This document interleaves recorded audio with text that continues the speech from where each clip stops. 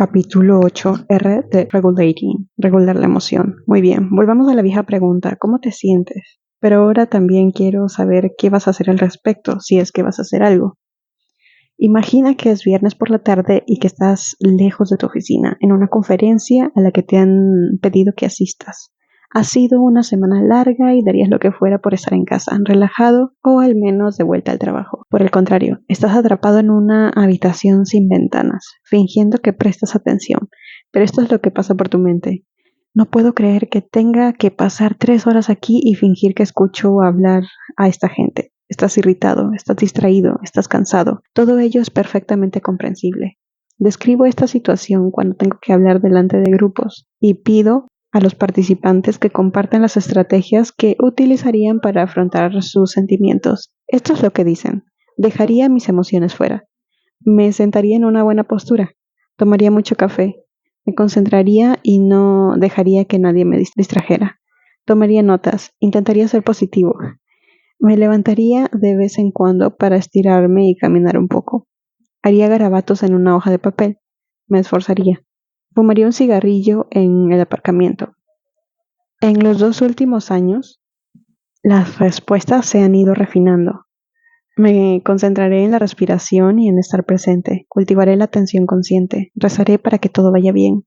Y estas son algunas de mis favoritas. Siempre puedo marcharme. Miraré el reloj. El ponente es el que tiene que mantener mi atención. Te doy 5 minutos para mantener mi atención, si no, me vuelvo a Facebook. ¿Qué tipo de pregunta es esta? He venido a escuchar una conferencia de un profesor de Yale y todo lo que nos pides es que controlemos nuestras emociones. Da la charla y atenderé. No me lo invento. A continuación, pregunto a mi público, ¿creéis que estas estrategias os van a ayudar de verdad?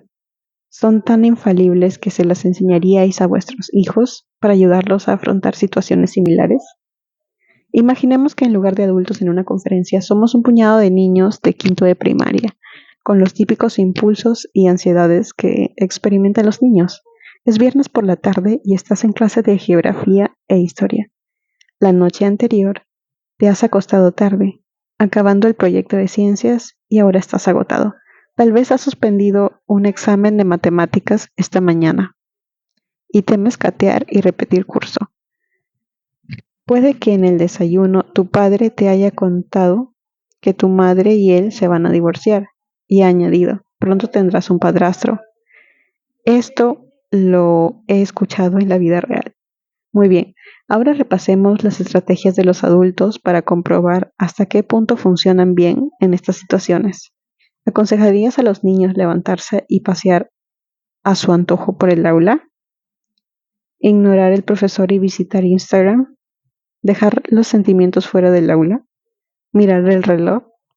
¿Retar al profesor para que justifique la clase de hoy? ¿Te estás riendo? Imagina a un agotado niño o niña de 11 años arrastrando los pies hasta la cafetera que hay al final de una clase. O a un estudiante que diga, me doy permiso para entretenerme con Snapchat porque esta clase es aburrida.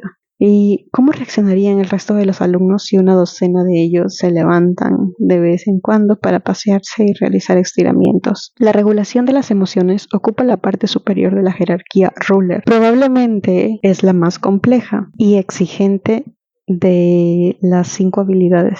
Es prácticamente imposible imaginar cómo sería la vida sin la capacidad para regular nuestras emociones. Lo has estado haciendo desde que naciste, en un grado u otro, durante cada minuto de tu existencia consciente. Sin embargo, si eres como la mayoría de nosotros, no se te da muy bien. Lo has hecho de forma caótica, inconsistente, ad hoc. A veces tus intentos por controlar tus emociones han hecho más mal que bien. ¿Alguna vez has perdido los nervios y le has gritado a alguien? Sin duda, no lo has hecho conscientemente en los momentos apropiados, con un objetivo positivo en mente. Toda respuesta emocional es una experiencia única. Lo que hoy provoca una emoción desagradable, mañana puede carecer de importancia. Hoy haces cola en Starbucks durante lo que parece una eternidad y todo lo que deseas es saltar el mostrador, agarrar tu café y salir. Mañana en el mismo Starbucks tu estado emocional es sereno. por lo que miras alegremente a tu alrededor y observas a la gente mientras esperas. Esto subraya la importancia de las 3 primeras habilidades emocionales que hemos aprendido. Necesitamos conocer qué sentimos y por qué antes de poder anticipar qué estrategias de regulación de las emociones nos serán necesarias en los próximos 5 minutos. Todo ello explica por qué es tan importante comprender y dominar plenamente nuestra habilidad final, la regulación. Hasta ahora, todas las habilidades Ruler han sido fundamentalmente pensamientos y palabras. Ahora viene lo más difícil, poner en práctica todo lo que hemos aprendido en las 4 habilidades Rulers anteriores. Este es el capítulo definitivo, en el que hay que trabajar de verdad, también con el que se obtienen resultados. James Gross, profesor de psicología en la Universidad de Stanford, una autoridad en regulación de las emociones, la define como el proceso mediante el cual los individuos influyen en las emociones que sienten, cómo llegan a ellas y cómo las experimentan y las expresan. Nuestro centro está especialmente interesado en cómo las personas desarrollan estrategias constructivas para fomentar el crecimiento personal, alentar y mantener las relaciones positivas, producir un mayor bienestar general y la consecución de objetivos fijados. De todas las habilidades, esta es la que incluye aspectos más conmovedores. De cierto modo, ello hace que sea la más fácil y la más difícil de abordar a un tiempo. El número de estrategias específicas para la regulación es virtualmente ilimitado, en función de la situación y de las emociones implicadas. Las estrategias que funcionan hoy tal vez no sirvan mañana, y las que resultan útiles para ti pueden no serlo para tu pareja o tu hijo. Como he dicho antes, nuestras emociones fluyen en una corriente constante, como un río, y para mantener el ritmo hemos de regularlas de forma ininterrumpida. Así es como mantenemos nuestro equilibrio y evitamos dejarnos llevar por una emoción intensa u otra. Todos conocemos a las personas que parecen especialmente incapaces de regular sus emociones. Sus sentimientos les hacen perder el rumbo y tienden a sobreactuar de una forma que resulta poco útil. Ahora bien, en el otro extremo, también existen personas que suprimen sus respuestas emocionales hasta el punto de parecer frías e insensibles. No se permiten sentir en absoluto, lo que resulta tan perjudicial como reaccionar en exceso. O sea, reaccionar en exceso y ocultar las emociones son perjudiciales en ambos casos. Empezamos a regular en una etapa muy temprana. Los bebés se chupan el pulgar porque este gesto les aporta tranquilidad emocional. Los niños pequeños angustiados apartan su cara de la fuente de malestar. Otra forma rudimentaria de regulación. Por lo tanto, es algo que venimos practicando toda la vida, pero no sabíamos que se trataba de una habilidad. Yo ni siquiera había oído hablar de la expresión regulación emocional hasta llegar a la universidad.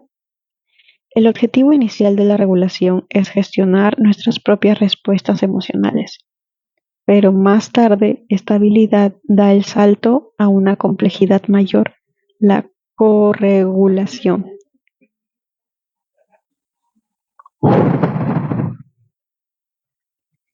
Desde nuestra infancia, toda interacción humana implica corregulación. Es imposible estar en compañía de otra persona y no recibir la influencia de su estado emocional y viceversa. Originariamente, la corregulación era un término utilizado para describir el toma y daca entre un cuidador y un niño muy pequeño a fin de regular el estrés de este último. Desde los primeros días de vida, la estructura socioemocional del niño está moldeada por los adultos. Un cuidador que aporta seguridad física y verbal y tranquiliza al niño le enseña que el malestar emocional es controlable. Un cuidador que no ofrece ese apoyo transmite al niño la idea de estar a merced de sus emociones. Así, la corregulación es la precursora de una autorregulación saludable. En las relaciones adultas, la corregulación puede ser deliberada, como cuando nos dirigimos amablemente a otra persona que se encuentra mal o intentamos animar a alguien a actuar.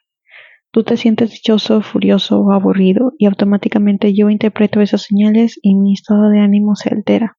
Influimos constantemente en el estado emocional de los demás. A veces podemos utilizar esta habilidad para motivar a nuestros compañeros y animarlos a perseguir un objetivo común.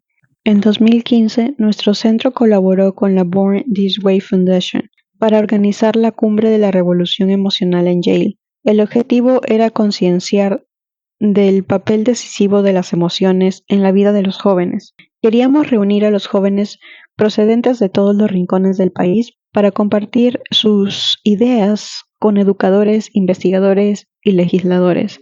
El primer punto de nuestro orden del día era averiguar qué queríamos hacer en la conferencia. Esa parte fue divertida y la regulación desempeñó un papel decisivo. En aquellas primeras reuniones para intercambiar ideas, tocamos música animada para inspirar un pensamiento dinámico y ambicioso. Como resultado, la energía fluyó. Todos nos entusiasmamos y nos divertimos mucho elaborando una larga lista de posibilidades. El primer punto de nuestro orden del día era averiguar qué queríamos hacer en la conferencia. Esa parte fue divertida y la regulación desempeñó un papel decisivo. En aquellas primeras reuniones para intercambiar ideas, tocamos música animada para inspirar un pensamiento dinámico y ambicioso. Como resultado, la energía fluyó, todos nos entusiasmamos y nos divertimos mucho elaborando una larga lista de posibilidades. No descartamos nada, no importa lo remoto o poco práctico que fuera, no había límites. En cuanto reunimos esas ideas, llegó el momento de ser prácticos. Teníamos que cribar la lista y acordar cómo lo haríamos y quién haría cada cosa. En esas reuniones volvimos a recurrir a la música para regular el ánimo del equipo, aunque ahora era sereno y reflexivo, propicio al consenso en relación con lo que habíamos soñado en las sesiones anteriores. Pasamos del cuadrante amarillo positivo y enérgico al verde positivo pero sereno y racional. A continuación, necesitamos un tercer grupo de encuentros para resolver los detalles. En esas sesiones no hubo música. Nos sentamos en silencio y abordamos los detalles de forma metódica y elaboramos horarios, presupuestos y planes de contingencia. Decidimos quién gestionaría la investigación, quién supervisaría la publicidad, quién se encargaría de la seguridad y de contratar los seguros. Pasamos del verde al azul claro para concentrarnos y practicar el razonamiento deductivo. Al acabar aquellas sesiones, disponíamos de un plan realista y viable para seguir adelante. Antes de la conferencia inaugural, teníamos que tomar una decisión. ¿Qué sentimiento queríamos que nuestro público erradicara? ¿Queríamos que acabara en el cuadrante rojo? Consciente de las injusticias del status quo y motivado, incluso apasionado, con la idea de realizar cambios, no solo entusiasmado, sino un poco enfadado, porque la ira es nuestra respuesta a la injusticia. Para conseguirlo teníamos que transmitir nuestras observaciones finales sobre nuestros descubrimientos y el camino que seguir. Con la intención de motivar a nuestros oyentes, no quería que aquellos empleados públicos salieran diciendo, «Wow, esta conferencia ha sido una gran experiencia». Quería que se dieran cuenta de que hay una emergencia que necesita de nuestra ayuda. Quería que se sintieran entusiasmados con su misión de regresar a su trabajo. Ahora es el momento de tratar la regulación como una habilidad práctica y necesaria que podemos dominar. Hasta ahora hemos descrito el método Ruler como una sucesión bastante ordenada, de un paso a otro, del reconocimiento a la comprensión, etc. Pero las mentes y las emociones humanas no están tan claramente organizadas y no procesamos la información por unidades. A menudo practicamos la regulación incluso antes de ser conscientes de lo que sentimos. Alguien te trata con rudeza en el trabajo y tu cerebro salta instantáneamente desde el Pacífico verde al cuadrante del rojo orgulloso de la activación airada. Listo para defender tu dignidad. Sin pensar, respiras hondo y tomas cierta distancia. Eso es la regulación. En concreto, la regulación implícita o automática. La regulación de las emociones puede ser tan simple como esto. ¿No soportas a tu vecina? Evítala. Tus padres han venido de visita y no quieres que vean algunas de tus piezas artísticas más extravagantes. Escóndelas hasta que se marchen. ¿Estás cansado? Échate un poco de agua en la cara. La regulación de las emociones no tiene que ver con los sentimientos, tampoco con ejercer un férreo control sobre lo que sentimos, y no equivale a desterrar las emociones negativas y a experimentar únicamente las positivas. Por el contrario, la regulación de las emociones empieza concediéndonos a nosotros mismos y a los demás el permiso para experimentar nuestros sentimientos, todos ellos. Hace años visité una clase en una zona muy pobre de Nueva York. Un chico llamado George, de cuarto curso, me dijo que estaba en el cuadrante azul y por una buena razón. Una rata había matado a su hámster esa mañana. Luego, supe que estaba alojado en una vivienda temporal y que su vida estaba llena de ansiedad e incertidumbre.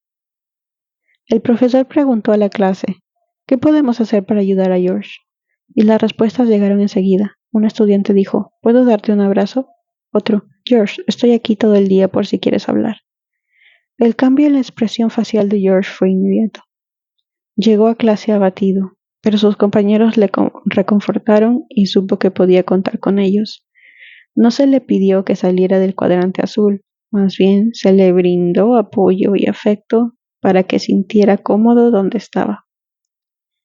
George ya no estaba solo en su tristeza, sino que en compañía de amigos y de un profesor que querían escucharlo y comprender sus necesidades. A menudo buscamos estrategias que saquen a la gente de su espacio emocional negativo, pero eso no siempre es posible. En los tiempos difíciles, a veces tan solo tenemos que estar ahí para los demás. En el resto de este capítulo, profundizaremos en 5 grandes categorías de la regulación de las emociones. Dentro de cada categoría, el número de estrategias específicas es virtualmente infinito. Cada una viene determinada por el momento, el contexto y la emoción, por la edad, la personalidad y la cultura, por todo lo que ha sucedido antes y lo que queremos que ocurra después. La primera categoría es una estrategia que nos mantiene literalmente vivos, la respiración. Específicamente la respiración consciente nos ayuda a serenar el cuerpo y la mente a fin de habitar plenamente el instante presente y reaccionar menos o no dejarse abrumar por lo que sucede a nuestro alrededor. La segunda categoría incluye las llamadas estrategias proactivas. Esto quiere decir que anticipamos algo que desencadenará una emoción no deseada y decidimos evitar esa realidad o modificar nuestro entorno físico. Esto quiere decir que anticipamos algo que desencadenará una emoción no deseada, decidimos evitar esa realidad o modificar nuestro entorno físico. La tercera categoría son las estrategias de cambio de atención. Adoptan muchas formas, pero todas se basan en el mismo principio, la idea de que podemos suavizar el impacto de una emoción apartando nuestra atención de su fuente. Puede ser tan sencillo como encender la televisión, alejarnos de un encuentro estresante o repetirnos una frase positiva. Llamaremos estrategias de reformulación cognitiva a la cuarta categoría. Primero, analizamos lo que desencadena una experiencia emocional y luego buscamos una forma de verla. La esencia consiste en transformar nuestra percepción de la realidad como una forma de controlarla. Por último, introduciré el metamomento, una herramienta que nos ayuda a actuar de la mejor manera posible en lugar de reaccionar sobreactuando a las situaciones emocionales. Respiración consciente. Quiero que tomes un par de minutos para hacer una pausa, ponerte cómodo y respirar de forma natural. Si te sirve de ayuda, cronométrate. Empieza ahora.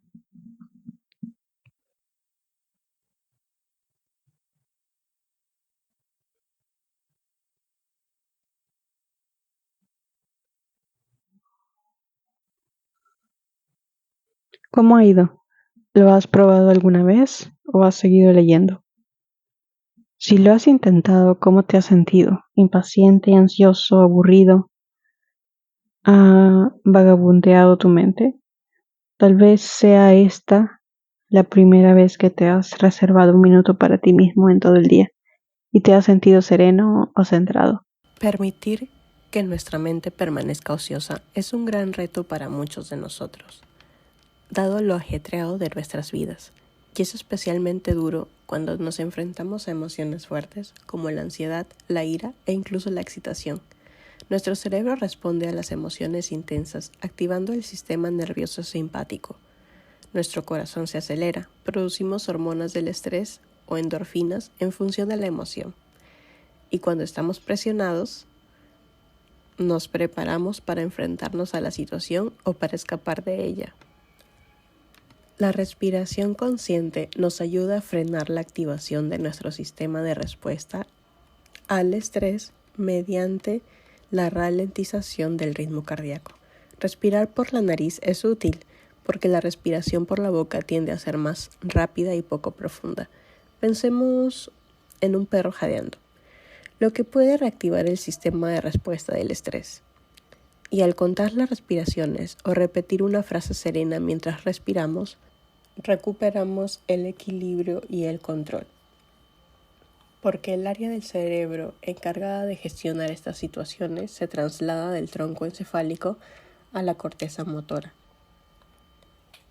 La respiración también nos ayuda a reajustar el sistema autónomo, activando el sistema nervioso parasimpático e inhibiendo el sistema simpático o excitatorio. Para practicar la respiración consciente, no es necesario sentarnos en una postura de yoga o recurrir a técnicas especiales, pero es importante una buena postura, tanto si estamos sentados como de pie. La respiración consciente se puede practicar en cualquier parte, en casa, en la escuela, en el trabajo o incluso mientras intentamos dormirnos. Es conveniente desarrollar una práctica de la respiración consciente en pequeños pasos en el tiempo. Empieza con un par de minutos a la semana en los que tomarás asiento y practicarás la respiración consciente. Con el tiempo llegarás a una práctica diaria de 5, 10 o incluso 15 minutos. Así, cuando te encuentres en una situación en la que sea necesario desconectar, estarás preparado. Procura, eliminar distracciones como el teléfono móvil, ponerte cómodo, cerrar los ojos o entornar los párpados. Ser consciente de tu postura y de tu cuerpo. Puedes colocar la mano en el lugar en el que sientas la respiración, pero no es necesario. Respirar con naturalidad. Puedes contar hasta 10. Inspira. 1, expira.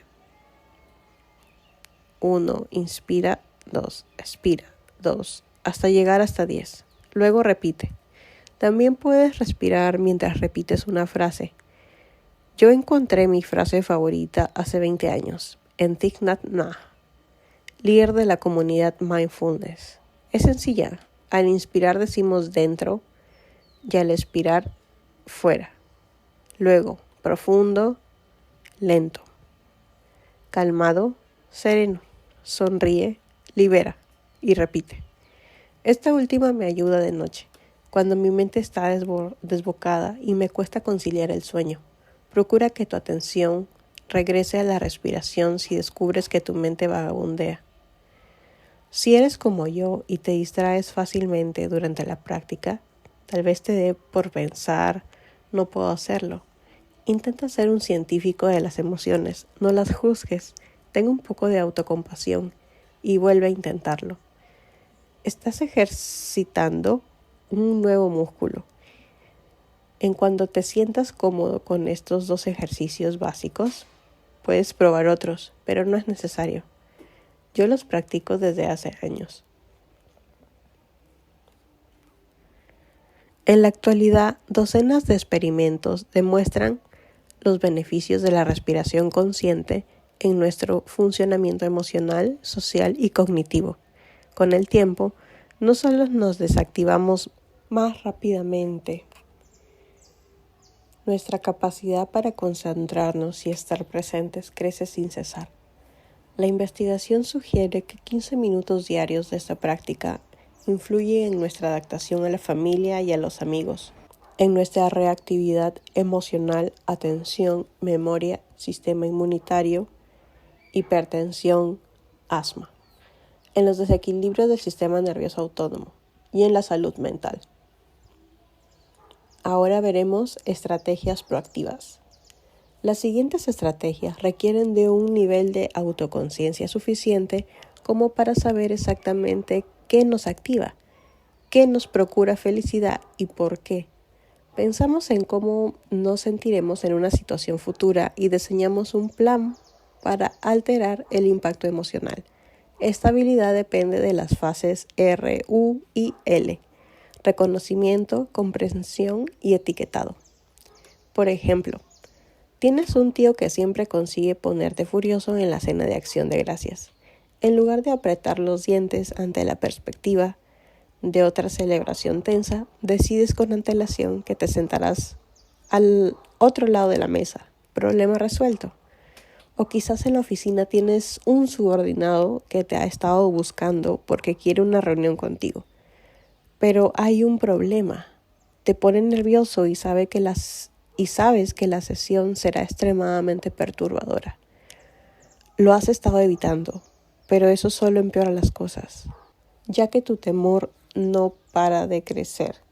Probablemente hay una buena razón para tu aversión, pero ya te ocuparás de ella otro día. Ahora mismo, una buena estrategia de regulación consistiría en convertir la reunión individual en una sesión de grupo con otros empleados de tu equipo.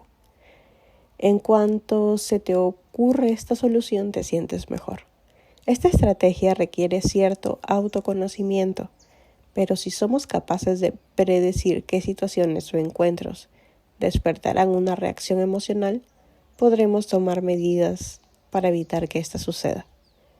Aun cuando es imposible evitar completamente el futuro, podemos anticiparlo y cambiarlo. Se acerca la revisión anual de tu trabajo, momento que te colma de miedo e inseguridad la semana anterior y verdadero pánico cuando finalmente tiene lugar. Pero si intentas imaginar todos los escenarios posibles, todas las críticas a tu rendimiento que pueda plantear tu jefe y tus respuestas son serenas y están bien razonadas, ya no serás ese balbuceante y a la defensiva. Asimismo, la evasión es una estrategia. No parece una estrategia aconsejable, pero en ciertas circunstancias puede ser útil. No voy a un restaurante porque tienen unas deliciosas patatas fritas y no soy capaz de resistirme a ellas. Por tanto, me alejo de él y me evito la angustia. No es una gran pérdida. En una tienda, el cajero se muestra impertinente, pero no es probable que volváis a interactuar en el futuro, por lo que no hay necesidad de actuar a largo plazo. Basta con no volver a ese establecimiento o procurar que nos atienda un cajero diferente. Sin embargo, si descubres que hay otros ejemplos en casa o en el trabajo, con tu pareja o con tus hijos, en los que te has alejado de la rudeza porque te sentías incapaz de afrontarla, y cada vez que esto ocurre te sientes menospreciado, humillado o enfadado, tal vez está pasando algo más, como la incapacidad para afrontar una conversación difícil o para defenderte ante una situación desagradable. En este caso, quizás sean necesarias otras estrategias a largo plazo. Hay otro aspecto de las estrategias proactivas que merece la pena dominar. Tiene que ver con el placer. Imagina que has tenido una semana infernal en el trabajo y sabes que el viernes será el remate absoluto. Ese día te inspira temor, pero si programas una cita para el viernes por la noche o planeas ir a la playa en cuanto abandones la oficina, de pronto algo maravilloso te esperará a la salida del túnel. O si tienes cita en el dentista para que te realicen una endodoncia, planifica hacer algo que te guste después y ofrécete un regalo.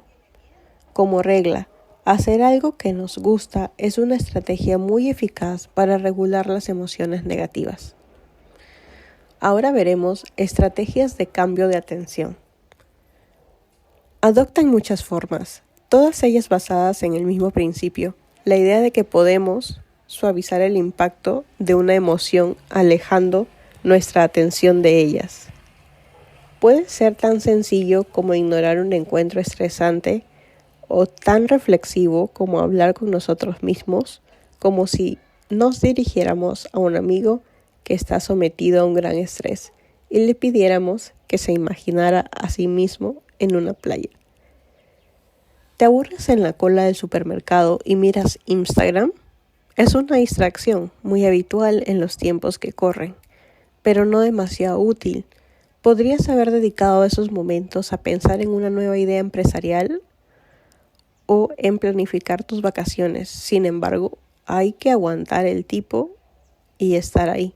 O quizás mañana tienes que hacer un pago con la tarjeta de crédito y el saldo de tu cuenta corriente es bajo, por lo que reduces la angustia prometiendo cambiar tus hábitos de compra y empezando a ahorrar. Si te hace sentir bien, perfecto.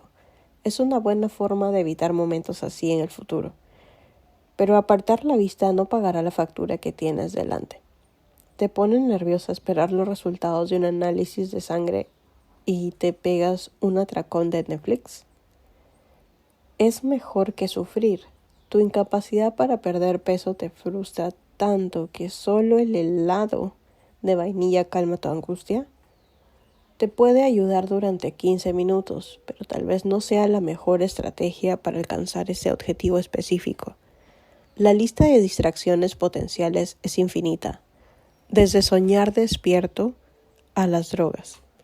A diferencia de otros euforizantes, la comida, el picoteo, es una buena estrategia a corto plazo, porque eleva la sensación de placer y vence la ansiedad mental. Es la subida de azúcar en la corriente sanguínea la que inunda el cerebro de placer. Si recurres a la comida basura como estrategia de regulación ocasional, eres como el resto de los mortales. Si lo haces 3 veces al día, seguramente tendrás algunos asuntos emocionales y físicos que debes afrontar. Es posible distraernos hasta el punto de evitar enfrentarnos a algo difícil. Aun cuando nuestras vidas mejorarían el afrontar la realidad y hacer algo al respecto, lo que solemos llamar negación es una forma extrema de distracción, semejante a escondernos bajo tierra cuando arrecia una crisis. Sin embargo, es una regulación de las emociones. La procrastinación es una forma popular de crear cierta distancia emocional en el tiempo y no en el espacio. Si una situación te provoca estrés, puedes decidir afrontarla la semana siguiente, o el mes que viene, o en algún momento indefinido del futuro. ¡Zas! Ya se ha evaporado. A los políticos y funcionarios públicos les encanta. En su mundo se conoce como dejar que las cosas se pudran, lo que les permite eludir carencias dolorosas, plazos y otros restos. La procrastinación puede resultar eficaz. De otro modo, no recurriríamos a ella con tanta frecuencia. Pero como otras muchas soluciones fáciles y baratas, su potencial para empeorar las cosas y no servir de ayuda es muy alto.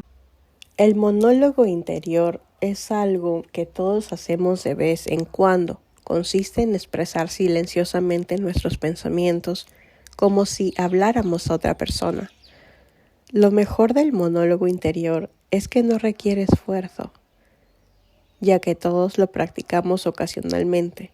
Muchos de nosotros no lo hacemos muy bien. Piensa en cuando te has llamado idiota a ti mismo cuando algo te ha salido mal. El monólogo interior positivo requiere de nuestra bondad y empatía. Como sabemos, el problema, al menos en la cultura occidental, es que el sesgo negativo innato contribuye a un monólogo interior negativo, por no mencionar todas las conversaciones negativas que hemos incorporado de nuestros padres y compañeros. No podemos abandonarlo, más bien conviene sustituirlo. La autocrítica severa activa el sistema nervioso simpático, respuesta de enfrentamiento-huida, y dispara las hormonas del estrés. La autocompasión, por su parte, estimula la inclinación a los cuidados propios de los mamíferos y de las hormonas del afecto y del amor, como la oxitocina. Los investigadores Ethan Kross de la Universidad de Michigan y Jason Moser de la Universidad del Estado de Michigan han estudiado cómo nuestro cerebro responde al monólogo interior. En particular, compararon lo que sucede cuando nos dirigimos a nosotros mismos en tercera y no en primera persona, lo que implica que empiezo diciendo Mark, como si me dirigiera a alguien distinto a mí. Puede no parecer muy diferente, pero resulta significativo para nuestro cerebro. En un experimento, a los sujetos se les mostraron imágenes perturbadoras o neutras, o se les pidió que recordaran momentos negativos en sus propias vidas. Tras monitorizar la actividad cerebral emocional, los investigadores descubrieron que el malestar de los sujetos disminuía con rapidez, en unos segundos, si practicaban el monólogo interior en tercera y no en primera persona. ¿Por qué esto marca la diferencia? Jason Moser escribió: en esencia, creemos que referirnos a nosotros mismos en tercera persona nos hace pensar en nosotros de un modo similar a cómo pensamos en otras personas. El cerebro produce evidencias al respecto. Ello permite que los individuos logren cierta distancia psicológica en relación con sus experiencias, lo que suele resultar útil para regular las emociones. En otras palabras, el monólogo interior en tercera persona nos permite ser empáticos con nosotros mismos. Yo mismo suelo utilizar el monólogo interior para regular mi estado de ánimo. Me resulta muy útil disponer las frases hechas con diferentes propósitos. Cuando lo veo todo negro, me digo Mark, te lo estás inventando.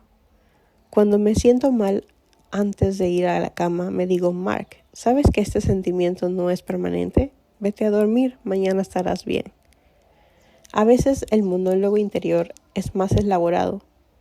Imparto seminarios por todo el mundo. Normalmente me siento lleno de energía y entusiasmo por mi trabajo y por las personas que quieren aprender y formarse. Sin embargo, a veces me enfrento a la tercera charla que doy en 2 días y llega tras una larga sesión de trabajo. Todo lo que deseo es echarme en la cama del hotel y ver HBO. En cambio, tengo que levantarme y trabajar las siguientes 3 horas. Esto es lo que me digo a mí mismo. Mark, vas a hablar con 100 inspectores escolares. Ellos supervisan a decenas de miles de profesores, cada uno de los cuales se enfrenta a sus clases durante todo el día, educando a cientos de miles de niños. Y ahora tienes la oportunidad de compartir algo que puede tener un profundo efecto en la vida de esos niños. Lo que esta noche suceda en esa sala ayudará a sus alumnos a aprender mejor y a tener éxito, no solo en la escuela, sino en la vida. ¡Wow!, me respondo, qué suerte tengo de estar en mi posición. Y con eso en mente ya estoy listo para salir. Ahora vamos a ver estrategias de reformulación cognitiva. Nada hay ni bueno ni malo si el pensamiento no lo hace tal, dice Hamlet. Esta idea es la base de nuestro cuarto y más sofisticado e intelectualmente comprometido método de regulación emocional. Las estrategias de regulación cognitiva, que en la literatura de investigación se conocen como reevaluación, en cierto sentido se pueden considerar una ramificación de la terapia cognitivo-conductual, en la que se anima a las personas a buscar formas alternativas de evaluar sus dificultades como método para lograr un equilibrio en relación con estas. Para nuestros propósitos, utilizamos la reevaluación como forma de replantear o reformular aquello que desencadena una experiencia emocional y reaccionar en función de esa nueva interpretación. Pongamos un ejemplo. Bajas a desayunar, saludas a tu pareja y recibes una mirada huraña en lugar de un saludo amable. Si tu primera reacción consiste en pensar que no mereces esa rudeza, todo tu día quedará marcado por el resentimiento, al menos hasta la hora de la cena. Y si respondes en un tono similar, perpetuarás el estado de ánimo sombrío. Por el contrario, puedes detenerte y pensar en razones alternativas para lo que acaba de suceder. Tal vez la otra persona está nerviosa porque teme contarte algo. Quizás está furiosa por algo que le ha pasado en el trabajo y que le hace sentir herida y humillada. Estas posibilidades te recuerdan que ella no es desagradable en circunstancias normales y de pronto sientes empatía y te preguntas cómo puedes servir de ayuda. Así, tu respuesta emocional ha sido regulada en beneficio de otros. Los principios básicos de la reformulación consisten en adoptar conscientemente el punto de vista que produce menos emociones negativas o intentar ponernos en el lugar de la persona que las suscita y asumir que actúa con las mejores intenciones. Por ejemplo, si un empleado se muestra insolente y despectivo, podemos pensar, este tío es un capullo, o tiene un grave problema con las mujeres, o tal vez piensa que no tengo dinero para comprar aquí. Todo ello nos hace, al menos directamente responsables de su comportamiento. En cambio, con la reformulación podemos pensar, este tipo realmente odia su trabajo. Me pregunto si ha recibido malas noticias. Estos dos pensamientos abrirán tu ego herido a sentimientos de compasión e incluso curiosidad. El objetivo de la reformulación no es solo regular los sentimientos inquietantes. Imagina que tu primer día como profesor en la nueva escuela y la reunión preparatoria te hunde en la miseria. Los profesores parecen poco experimentados y mal preparados. En lugar de desesperarte, podrías considerarlo una oportunidad para guiar a compañeros más jóvenes e influir positivamente en la escuela. Así acabarás el día entusiasmado en lugar de deprimido. Este es un ejemplo procedente de un experimento realizado con empleados de una gran institución financiera. Durante una semana, a un grupo de ellos se les mostraron videos sobre los efectos perjudiciales del estrés. Es malo para la salud, está contraindicado para el rendimiento laboral, es un obstáculo para el aprendizaje y el crecimiento. Un segundo grupo vio videos que contenían el mensaje opuesto. El estrés es muy bueno para la salud, induce un mayor rendimiento laboral y estimula el crecimiento y el aprendizaje. Los participantes que vieron videos de 3 minutos con la idea «el estrés es positivo», 3 veces a la semana manifestaron una reducción significativa en los síntomas de salud negativos y un aumento de rendimiento laboral en comparación con los que se expusieron en los videos cuyo tema era «el estrés es negativo». Otros estudios demuestran que los individuos que defienden las bondades del estrés tienen más deseos de recibir feedback. Una investigación llevada a cabo en la Universidad de Harvard ofreció resultados similares. Los estudiantes a los que se les pidió que pensaran que la ansiedad previa a los exámenes era beneficiosa, obtuvieron una puntuación más alta que los miembros del grupo de control.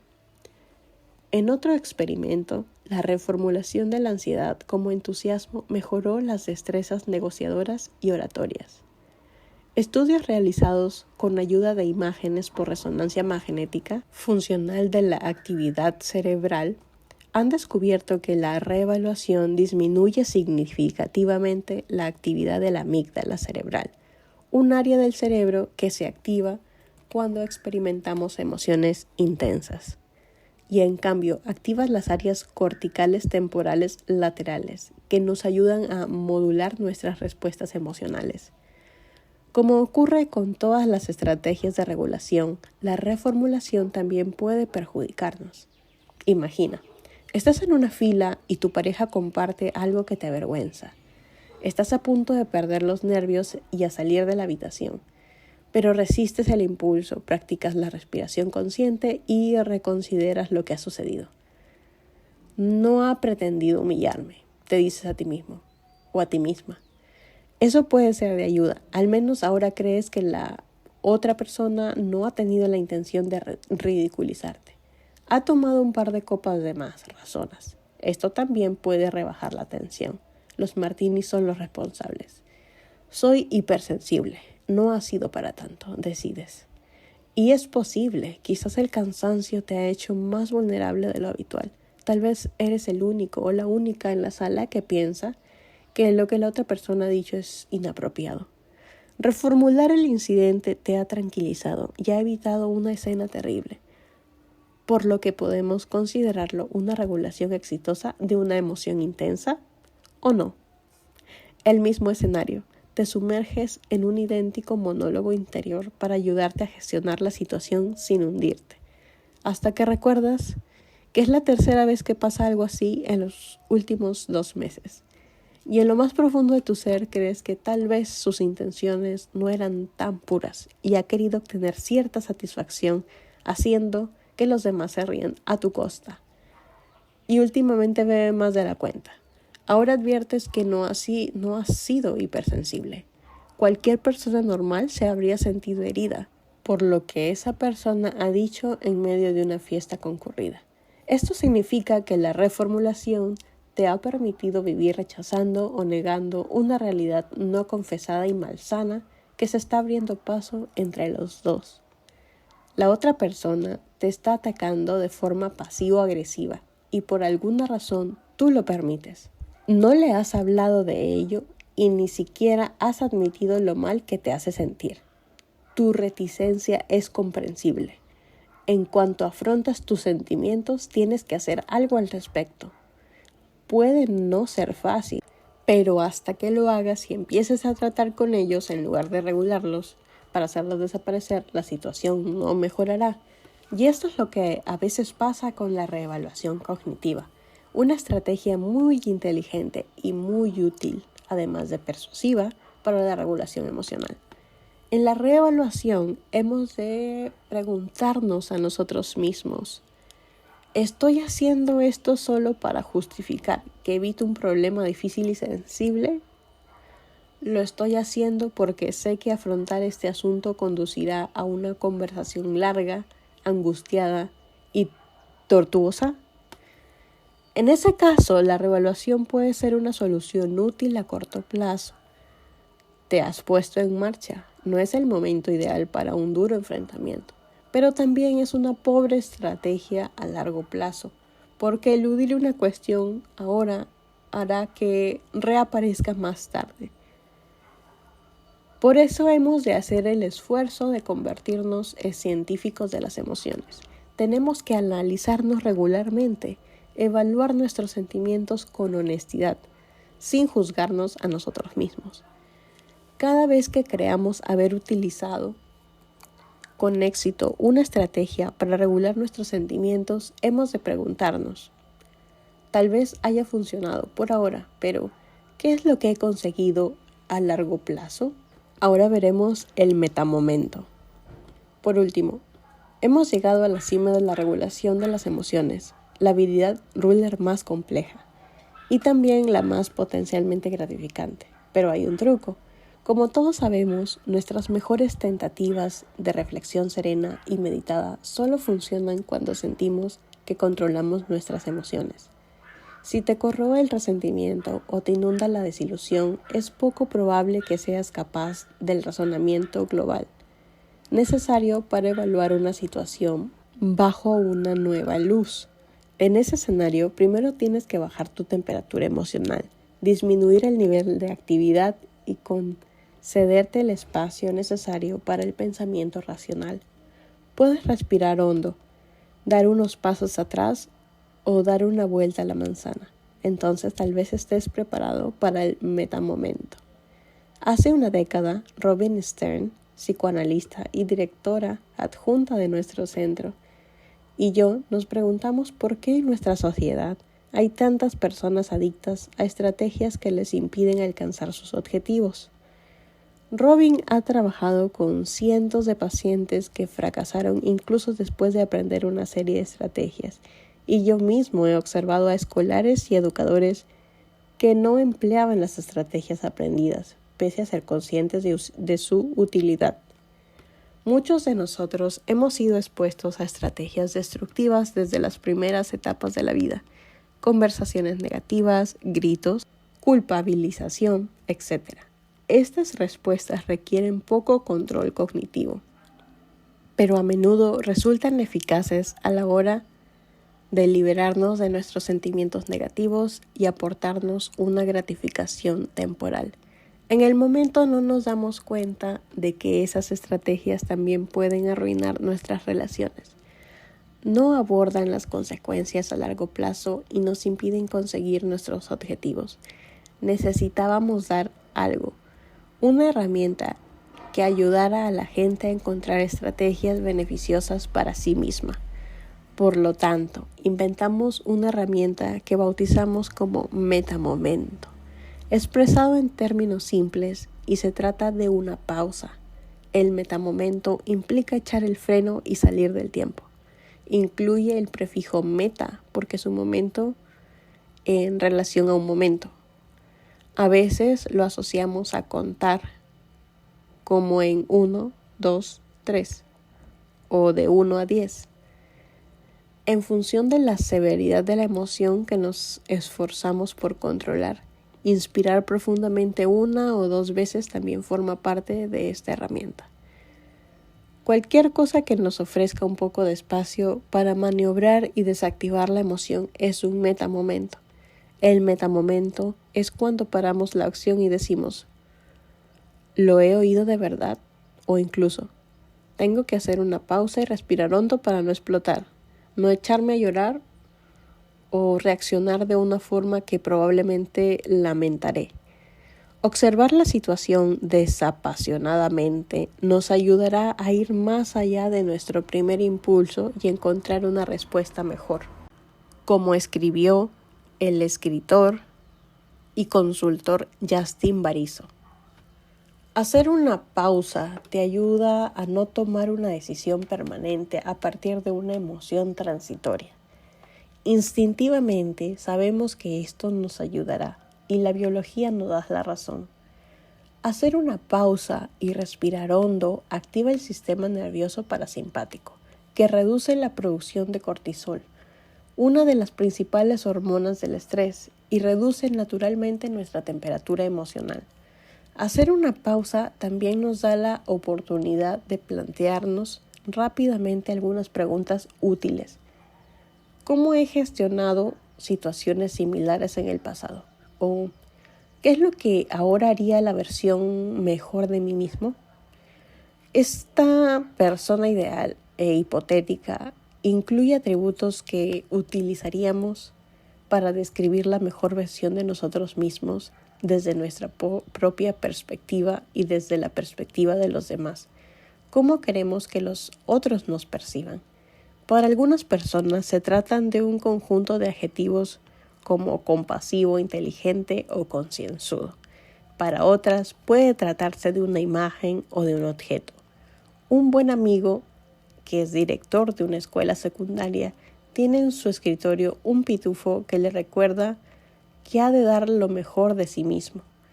Visualizar la mejor versión de nosotros mismos aleja nuestra atención de la causa desencadenante y la concentra en nuestros valores. Esto nos ayuda a elegir una estrategia de regulación útil, como el monólogo interior positivo y la reevaluación. A continuación, responderemos en consecuencia. Hace un par de años, tuve un estudiante que levantó la mano en clase y dijo: tengo una pregunta cuya respuesta no creo que ni siquiera usted la sepa. Decir que se me puso la mosca detrás de la oreja es un eufemismo. La arrogancia siempre me motiva. Quise responder: tal vez no sepa la respuesta, pero recuerda que soy el que puntúa tus trabajos. También habría soltado algunos improperios. Por el contrario, busqué a mi profesor de inteligencia emocional dentro de mí mismo y dije: ¿qué tal si respondo ahora a preguntas de otros alumnos y hablamos después de clase? Entonces le dije educadamente que su pregunta podía haber sido formulada en términos más diplomáticos. No hace mucho, mientras impartía una conferencia a un gran grupo, una persona del público me llevó la contraria. No hizo una pregunta ni expresó una opinión diferente. Vino a mí con la intención de ningunearme. Muchos de los que estamos en esta sala no aceptamos ese modelo, dijo.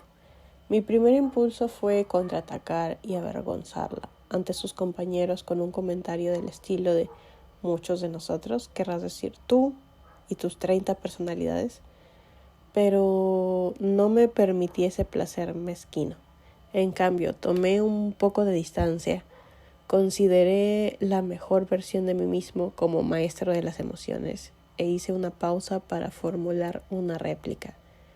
En esa pequeña ventana de tiempo encontré serenidad.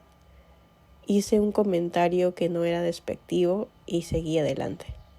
Me gustaría contactar contigo más tarde y escucharte, dije. Nadie en la sala supo lo cerca que estuvo de perder esa oportunidad. Lo cierto es que un par de años antes me habría desmoronado. El metamomento no solo sirve para desinflamar emociones desagradables. A veces nuestra mejor versión nos ayuda a defender lo correcto. En una ocasión, durante una conferencia, un compañero me acosó de una manera inusual. Se burló de que me hubieran acosado siendo niño. Odio admitirlo, pero mi primer impulso fue cruzar el escenario y propinarle una patada voladora en la cabeza.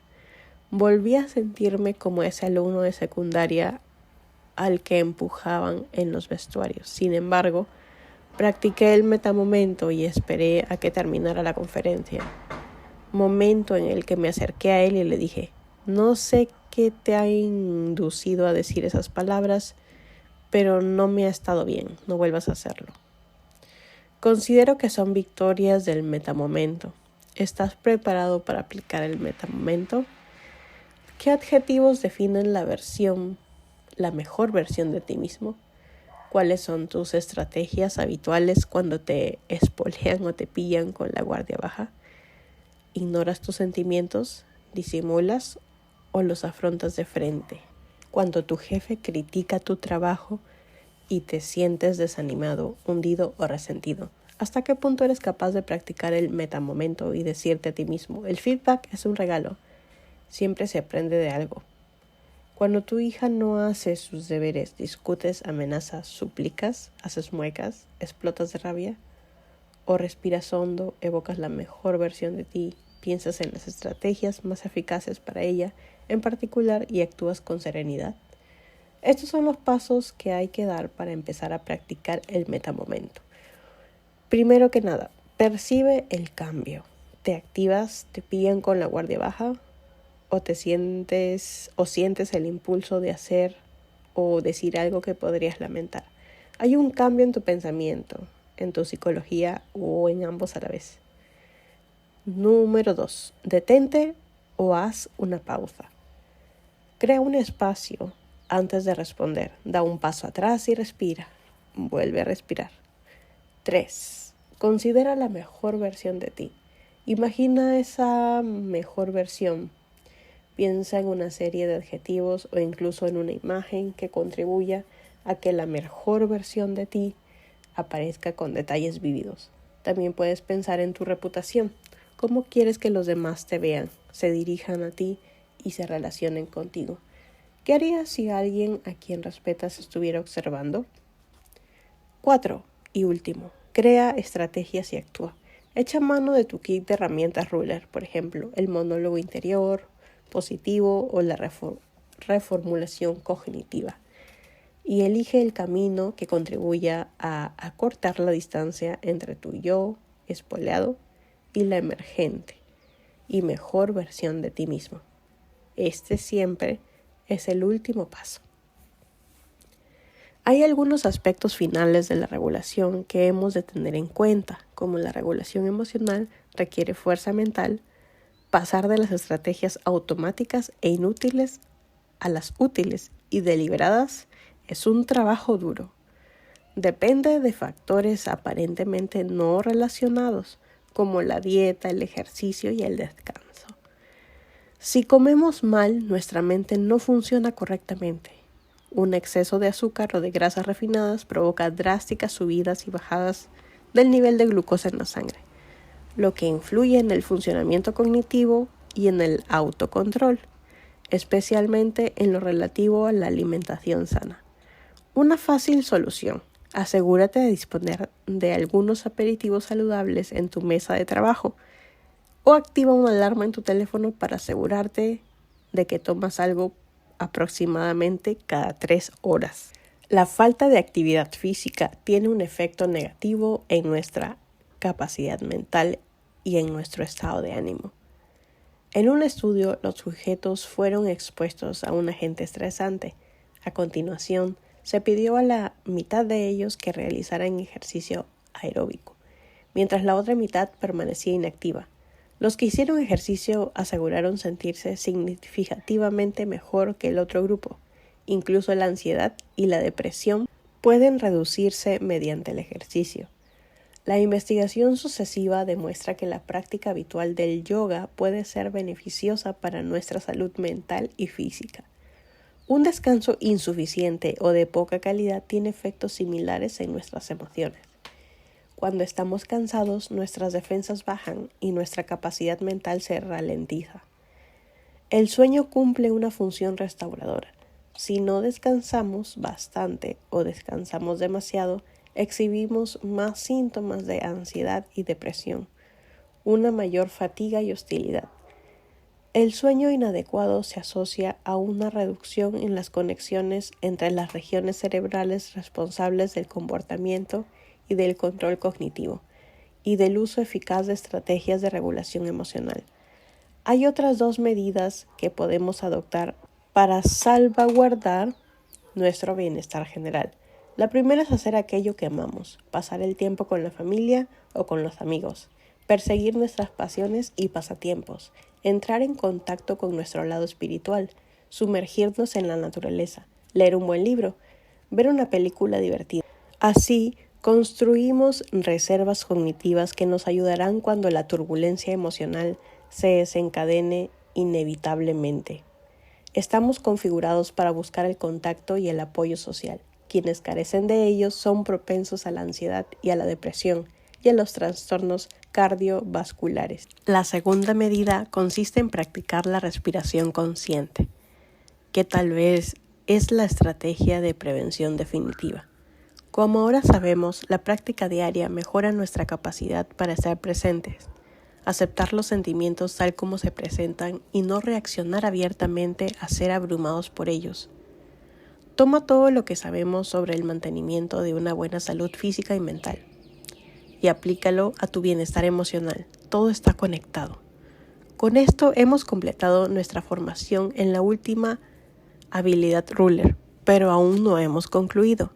Aprender las 5 habilidades Ruler y cómo por qué funcionan resulta esencial, pero solo es el principio de nuestra formación. Ahora llega la parte en la que te pones a trabajar con ellas. No es tan sencillo aprender 5 habilidades interrelacionadas a la vez. Piensa en el proceso de aprender cada una de las habilidades que ahora posees. Por ejemplo, me llevó 4 años de práctica diaria conseguir el cinturón negro y otros 10 años alcanzar el 5º Dan. Como aprender un arte marcial, desarrollar las habilidades emocionales lleva tiempo, cuesta trabajo, necesita paciencia, requiere una buena predisposición al feedback, hace falta refinamiento. Debido a la naturaleza emocional de estas habilidades concretas, descubrirás que algunas se te dan mejor que otras. Es lo que ocurre en mi caso. Sé que soy mejor en RUL que en ER.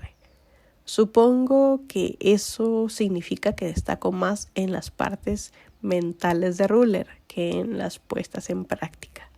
Hace poco, tras un largo y agotador día de vuelos retrasados, pérdida de enlaces y otras molestias, sentí que estaba a punto del colapso.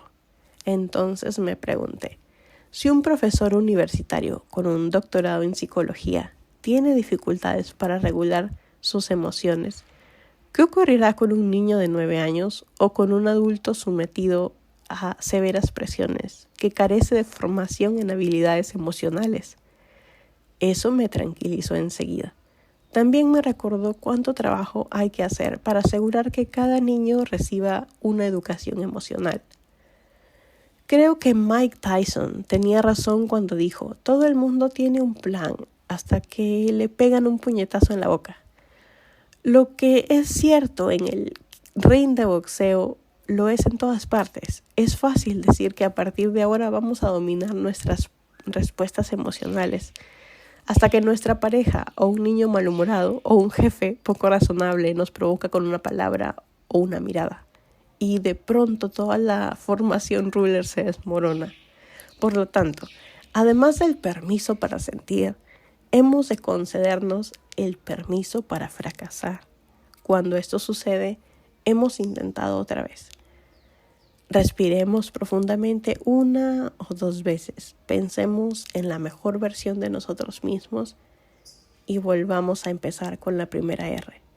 En estos momentos también necesitamos el valor para disculparnos y perdonarnos a nosotros mismos, tal como perdonamos a los demás. El valor también significa buscar ayuda profesional cuando todo lo demás fracasa. Nunca dejaremos de tener que trabajar para llegar a ser la mejor versión de nosotros mismos. La recompensa merece la pena. Mejoras en la salud, en la toma de decisiones, en las relaciones y en la situación en general.